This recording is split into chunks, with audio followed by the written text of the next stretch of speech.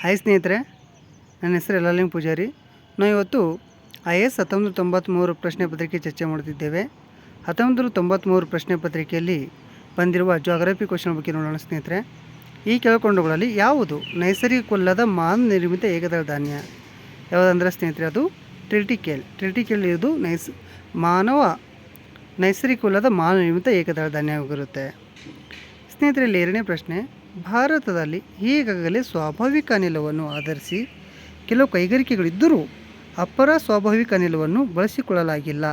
ಈ ಅನಿಲವನ್ನು ಯಾವುದರ ಉತ್ಪಾದನೆಯಲ್ಲಿ ಬಳಸಬಹುದಾಗಿದೆ ಅಂದರೆ ಸ್ನೇಹಿತರೆ, ಅದು ಡಿ, ಕೃತಕ ಪೆಟ್ರೋಲಿಯಂ.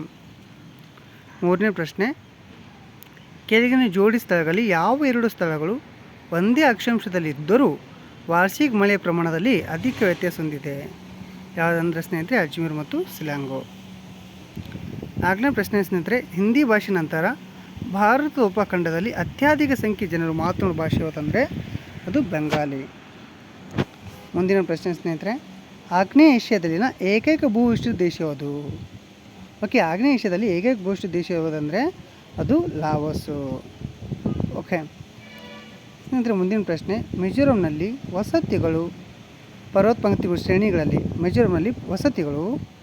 ಪರ್ವತಪಂಕ್ತಿ ಶ್ರೇಣಿಗಳಲ್ಲಿ ನೀಳಾಕಾರದಲ್ಲಿ ನಿರ್ಮಿತಗೊಂಡಿವೆ. ಯಾಕೆ? ನೋಡ್ರಿ ಸ್ನೇಹಿತರೆ, ಮಿಜೋರಂನಲ್ಲಿ ವಸತಿಗಳು ಪರ್ವತಪಂಕ್ತಿಗಳಲ್ಲಿ ನೀಳಾಕಾರದಲ್ಲಿ ನಿರ್ಮಿತಗೊಂಡಿವೆ. ಯಾಕೆ ಸ್ನೇಹಿತರಲ್ಲಿ? ಅವು ಕಣಿವೆಗಳು ಪರ್ವತ ಶ್ರೇಣಿಗಳಿಗಿಂತ ತೇವಾಯುತವಾಗಿರುತ್ತವೆ. ಮುಂದಿನ ಪ್ರಶ್ನೆ ಸ್ನೇಹಿತರೆ, ಭಾರತ ಸರ್ಕಾರವು ಸುಟ್ಟ ಕಲ್ಲಿದ್ದಲಿನ ರಫ್ತನ್ನು ನಿಷೇಧಿಸಿದೆ. ಏಕೆಂದರೆ ಅದು ಟ್ರಾನ್ಸಿಸ್ಟರ್ನಲ್ಲಿ ಬಳಕೆಯಾಗುವ ಮರಳಿ ಪಡೆಯಬಹುದಾದಂಥ ಲೋಹವನ್ನು ಅದು ಹೊಂದಿರುತ್ತದೆ. ಆ ಲೋಹ ಯಾವುದಂದರೆ ಸ್ನೇಹಿತರೆ, ಜರ್ಮೇನಿಯಂ. ಪಶ್ಚಿಮ ರಾಜಸ್ಥಾನದ ಮಣ್ಣು ಹೆಚ್ಚಾಗಿ ಒಳಗೊಂಡಿರುವುದೇನು? ಸ್ನೇಹಿತರೆ, ಆಪ್ಷನ್ ಬಿ, ಕ್ಯಾಲ್ಸಿಯಮು. ಯಾವುದು? ಕ್ಯಾಲ್ಸಿಯಮು.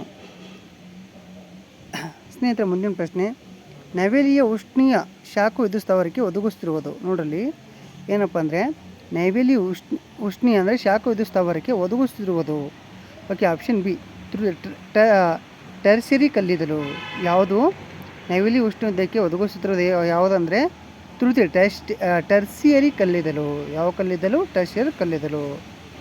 ಓಕೆ ಸ್ನೇಹಿತರೆ, ನಮ್ಮ ವಿಡಿಯೋಸ್ ನಿಮ್ಗೆ ಇಷ್ಟ ಆದರೆ ಲೈಕ್ ಮಾಡಿರಿ, ಶೇರ್ ಮಾಡಿರಿ, ಸಬ್ಸ್ಕ್ರೈಬ್ ಮಾಡಿರಿ. ನಾವು IAS, KS, KPS ಗ್ರೂಪ್ಸ್ ಎಲ್ಲ ಪ್ರಶ್ನೆ ಪತ್ರಿಕೆಗಳನ್ನು ಬಿಡಿಸುತ್ತಿದ್ದೇವೆ.